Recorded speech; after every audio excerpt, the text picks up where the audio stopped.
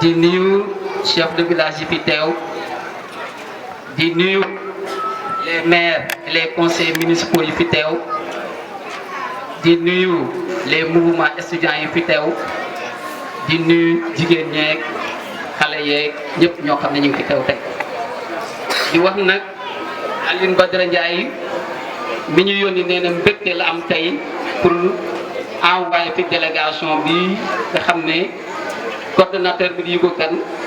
d'ailleurs moom moo dañu préciser sax ne moo waroon nekk fii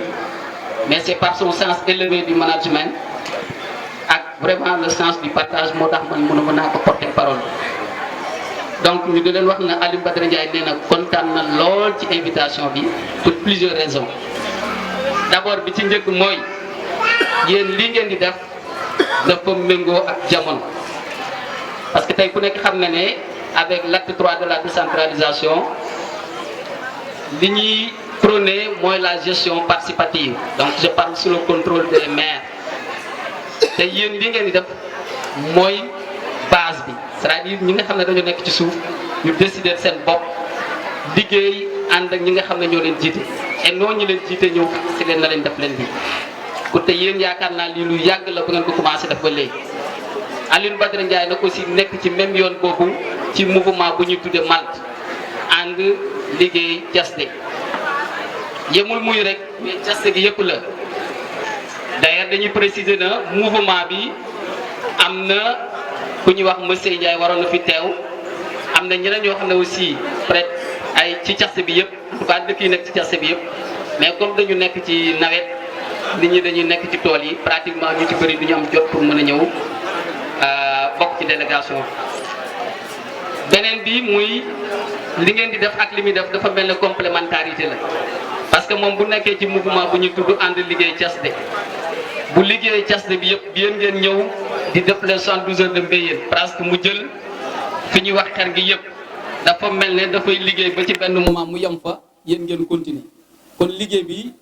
luy complet li muy def da ngeen koy compléter li muy def moom aussi da ngeen koy compléter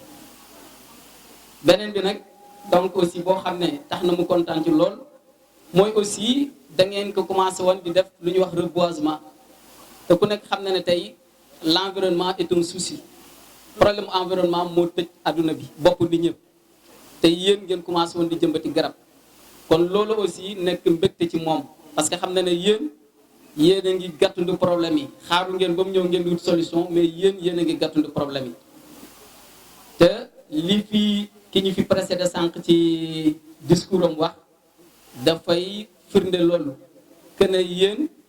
tey bu fekkoon woon Jolof yëpp dañu def na yéen ak peut-être ni ñu koy defee ci Thiès yaakaar naa léegi Jolof demu yoonam bu njëkk nag loolu moo fi amuloon mais comme yéen a ngi ci moom mi ngi ci je crois que ànd bi day gën a rafet rek chaque année incha allah moom bu ko yàlla may jàmm dina fi teew bu ko mënee bu ko mënul aussi dina envoyer une forte délégation ñu ñëw teewal ko fi kon daal jàpp leen na moom mi ngi fi même bu fekkee nekku fi parce que délégation bi mu fi envoyé donc délégation boo xam ne moom am na ci moom confiance parce que coordonnateur mouvement bi mi ngi nii di Yugo Kane mi nga xam ne moom mooy coordonner toutes les activités du mouvement donc moom bu fi teewee mel na ne président bi teew na fi donc loolu daal xam naa la ñu fi amoon loo xam ne bëggoon nañu fi sànn comme ay kàddu di wax ne suñu xol sedd na lool ci liñ fi gis ak liñ fi dégg di leen ñaanal nag li ngeen xam ne yéen a ngi koy def boobu ba léegi mu nekk loo xam ne day continuer te yàlla jàppale leen gën a leeral seen yoon ba mu nekk ay ati at te xale yu ndaw yi ci nekk ci suuf yàlla màggal leen ba ñoom aussi ba liggéey ñu mën a jël yoon bi continuer ko jërëjëf wasalaam. pour ànd liggéey képp koo xam ne nii bëgg na jëmale kanam goxam waaye bëgg na jëmale kanam tamit Jolof ñun ubbi nañ suñuy burt incha allah danañ ànd liggéey bu ko defee rek kon ñu jox suñu mbokk suñu frère kaddu gi mu nekk communicateur traditionnel. ñu jox ko kaddu gi incha allah moom mu am lu ñu baaxee incha allah. jërëjëf ñu sant yàlla bu baax julli ci yonent bi sant suñuy waajur leeram tey nag ñu ngi ci dëkk bu mag di Mbéyeen. Mbéyeen nag di mbokkom Jolof waane Mbéyeen di mbokkom Muy waane Mbéyeen di mbokkom Kamara. Alaaji Abdoul Aziz bu daan ñëw ci dëkk bi danaan Jolof xamut sëriñ ak bokk la xam waane ñi samay bokk mooy Muy mooy Mbéyeen mooy Kamara ndax Biram Xujja Tammu maamam moo nekk Muy jëlenam ñuul maamam moo nekk Muy waane nag lu dagg lu ne morom ma lay seeti muy diggante Mbéyeen ak Kamara. tey nag ñu dajale fi ñu baax ki yónnee tey yónni ñu ànd ak nag une forte délégation nga xam ne lu jëm Mbéyeen mu ne moom bokk Muy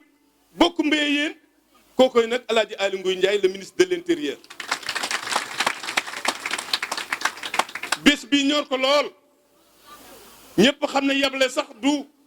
lu muy faral di def lu jëm ci Mbéyeen waane nag dana bu ma mënta dem rek dinaa yabal ñi ma war a yabal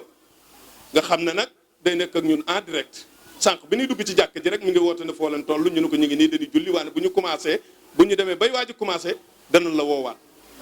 mu yabal nag jàmbaar lantinoor du teeg diw muy le premier adjoint au maire chargé de mission de ministère de l'intérieur Ousseynou Ndiaye Seyni mi ngi nii ci kaw sànq la ko woo na ko loo jàppoon bàyyi ko te dem Mbéyeen yàlla dimbalaw ñu bañoo agsi mu ànd ak nag responsable politique Seyni Ñing mon frère mi nga xam ne tamit bu demee bu laajte lu muy dox ànd ak le ministre de l'intérieur rek ci la ne ànd naa tamit saa di gisee responsable politique ku bëgg lool ministre bi mi ngi nii toog ànd naa tamit suñu frère Mbaba miim ak Alaaji Matar gise géwél bii di wax ak yéen ñu ngi nii toog waane waa Mbéyeen dañ fay fekk ñu am jom ñu bëgg li ñuy def bi may dugg si laa dégg Maguette Sow di wax Maguette boo waxee du na guleet de ndax yaa nekkoon DAGE ministère de l'éducation yaa ànd ak Daouda Sow yaa taxawu Daouda Sow yaa jàppale Daouda Sow fu Daouda Massana taxaw ñu ne Maguette ci wet ba léegi Jolof di la woo nga ñëw kon Maguette yàlla na yàlla yàggal sa taxawaay lii rek la ñu am keroog ba ñu ko dénkee coordination bi dana Jolof rek man santatuma Sow Jolof rek laa sant loolu la Daouda defoon ànd ak ñun ànd ak pël ànd ak naar ànd ak wolof boole ko Daouda boo ko yee mu ñëw yàlla na ko yàlla yërëm ñu tubbee ku baax nag Alaaji Daouda Jaw mu ci mbëllëxe waane nag xale bu am jom dafay toog waane nuyu nag sama xarit Bale Sow di kenn ci man danaa ko nuyu waane nag waa Mbéyeen ku jur doom deewoo El Hadj Ka sa papa dafa daan am lu mu daan wax bu ñëwee Jolof bu àndeek nag Abdou Diouf bi mu njëkkee jël micro dana Jolof c'est une petite nation mais dans la grande nation sénégalaise loolu la jibu ko daan wax ñu dénk ko éducation mu dimbala Jolof jar intérieur créé fi sous-préfet créé fi préfet moo tax keroog le 14 septembre 2017 mu bokk ak maam Abdoul Bes kooku nag wàcc na Alaaji Jibo Ka waane kumbaay sa yaay de moo tee njaboot gi kenn jooy kon Mbéyeen Jolof a ngi nii ministre de l'intérieur Aly Ngouille a ngi nii toog Djibo Leyti Ka a ngi nii toog docteur Daouda Sow a ngi nii toog Jolof mbokk yaa ngi nii Jolof benn bopp la kenn mënu koo xar ñaar ñii ñooy Jolof waane nag damaa ñëw ci dëkk bu ma jar a ñëw muy Mbéyeen Mbéyeen nag benn laaf bu ko ñaari nit bokkee balaa kenn naa wakk morom ma Mbéyeen ñu ngi leen di nuyu lii xale yi def kon kontaan nañ ci Yoff di kontaan nag ci meilleurs élèves yi waane nag di nuyu nag sama président Abdou Ngiraan tàccul leen ma ko bu baax lu mu yor dafa yaakaar ne Mbéyeen la jekk Abdou say bokk ngi waane yàlla na la yàlla taxaw di nuyu frère am nag Tamsir di suñu xarit ñu ne ma ko bu yàggul professeur anglais bu mag boobu kon tey bu doon na lef génne fii kon nag mbéy dinaa leen nuyu waane nag di nuyu pël di nuyu naar di nuyu wolof mbéyeen seen doom a ngi nii demut fenn wutut fenn mbéyeen rek la am Abdou Ngiraan jërëjëf waane nag nan jox nag suñu xarit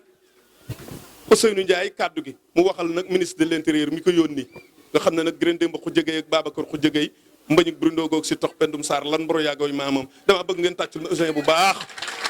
waaw lii dana neexal léeg-léegi waxi géwal lii dana neexal waxi géwal di géey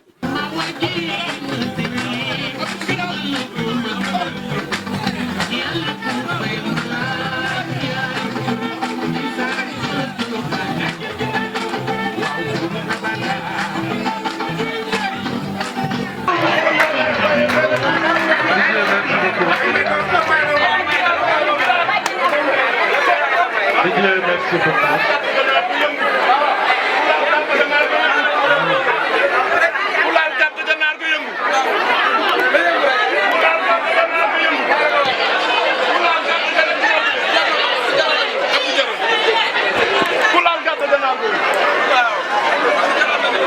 asalaamaaleykum mbokk yi. julli si Muhammad sallallahu alayhi wa sallam. ñu ngi nuyu góor jigéen mag ak ndaw. di nuyu bokki mbéyeen yëpp. di nuyu ki nga xam ne tey moom mooy maire de Mboula. même bu fekkee nekku fi jàpp naa ne am na ko fi teewal. daaw si heure bi yàlla dogal na man ak moom ñun ñoo ànd ñëw fii mais xam naa ren dafa am empêchement loola tax fekkuma ko mais ñu ngi jël si nuyoo bi teg ko si loxoom ki nga xam ni moom moo ko fi teewal parce que boo ñëwee si dëkk da ngay nuyu borom dëkk ñi ñëw fekk fi également kilifa yi nga xam ne ñoom ñoo fi toog muy kilifa yi mbéyeen di mag ñoo xam ni ay magu lislaam lañ ay mag yu xam seen bopp lañ parce que lii xale yi wane léegi rek wane nañu ci mag ñi lañ ko gisee kon bokki mbéyeen ñu ngi leen di nuyu di leen jottali ki nga xam ni moom moo ñu fi yebal tey muy monsieur le ministre de l'intérieur monsieur Aly Ngouille Ndiaye ñu ànd ak une forte délégation jóge ba Daara Jolof ñëw fii fekk si fi benn délégation boo xam ne tey mooy délégation suñu kilifa fa Djibo Leyti Ka mi nga xam ne lu nekk def na ko Jolof def na li mu war a def Jolof yàlla xare na ko àjjana yal na ko yàlla xare àjjana si barke yonent bi sallallahu alayhi wa sallam ñi nga xam ni ñoom la fi bàyyi muy ay doomam di ay njabootam yàlla na leen yàlla taxaw te tette leen di wax lii nga xam ni moom ngeen jël jagleel ko ko juumu leen parce que bi nga xam ni yàlla def nañ mu aaye nekk si département de Linguère lu ne def na ko si département kon juumu leen si tur bi nga xam ni tey tuddee ngeen ko 72 mbéyeen suñu taxawaay fii nag nekk na taxawaay bu am solo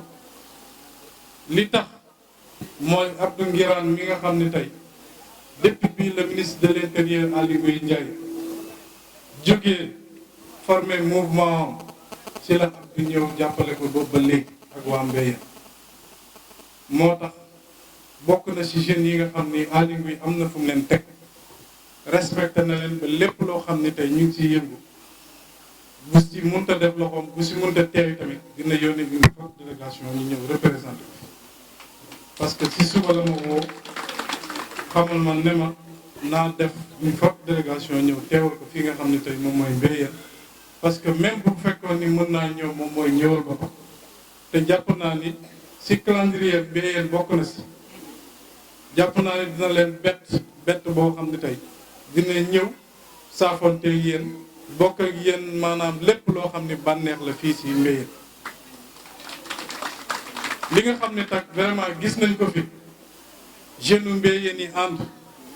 bokk ndey bokk baay